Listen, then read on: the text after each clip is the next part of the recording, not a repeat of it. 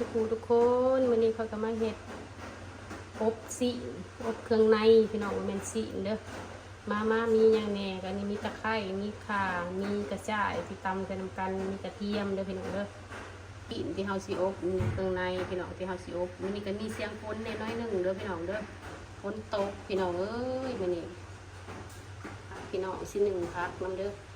มีผักเวอร์หน่วยลูกผักเวอร์เด็กพี่น้องแล้วก็มีน้ำเต้า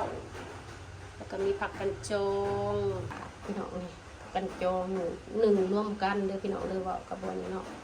ขอบใจเด้อพี่น้องที่ติดตามกระบวนได้อยากรู้ว่า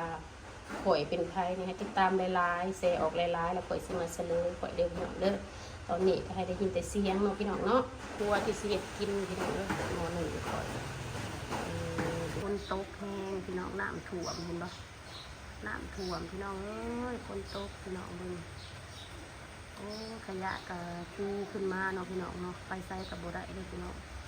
นี่ก็เลยรถคู่ใจก่อยพี่น้องเอ้ยนี่ก็ได้ฝากติดตามฝากกดไลค์กดแชร์เด้อพี่น้องเด้อคลิปนี้ก็ดี